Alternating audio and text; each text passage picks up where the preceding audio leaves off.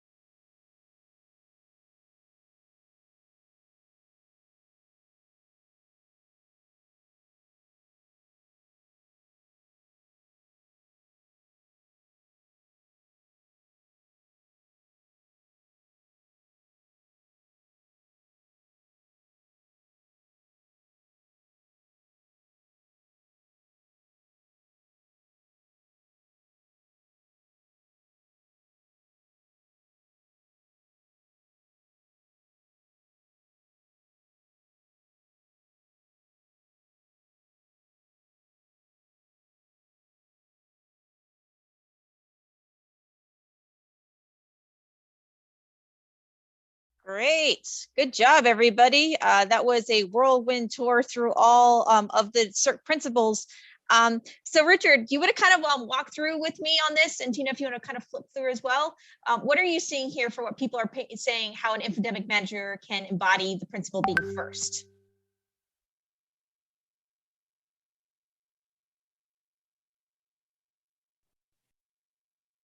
Are you on mute? In a lot of ways, the being first is probably the easiest to interpret.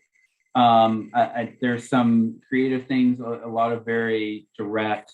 How do you listening, reacting, putting out information first as you see it. As I was thinking about it, in my own experience, posting the acknowledgement of in a school or in a community, on your social media channel so that it can spread becomes a really important thing. There's one of the things that I think is really smart on this is there was something in there about the pre-bunking and the building the relationships. So ahead of time, knowing where there's risk. So I'll stop there. All right. It looks like we flipped over to being right. So what I thought was interesting, someone says identifying the right people and getting them involved in planning. Triple checking facts, using existing evidence, communicating what is known or not known, what is being done. Yeah. Anything else that you're seeing here, Richard? No, I really like the what's known, what's not known part of this. This is something that we went back to and go back to quite a bit. I think one of the challenges in an emerging situation is precision. I saw that in one of the questions in the Slido chat as well. Knowing, being clear and being honest about what you know and what you don't know, and knowing that it's not precise yet.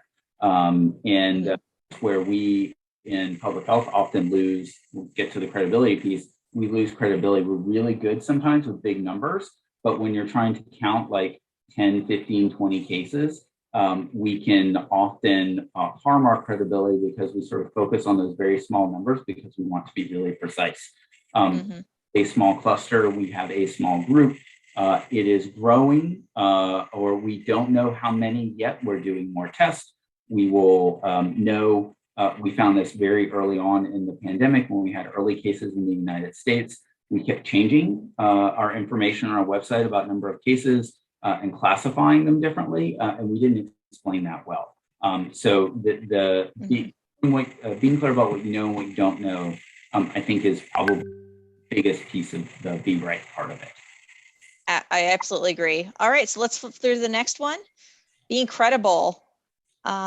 Being reactive and proactive, using trusted messengers, not holding back negatives.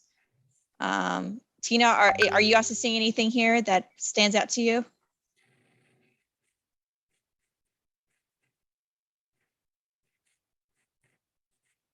I like that. To be honest, if there's information that's no longer relevant, we must be frank and inform the audience of the reason for shifting information. Yep. Sorry, I was muted. Transparency and communicating what you know and you don't know is mentioned here as well. Absolutely. This one's a little harder.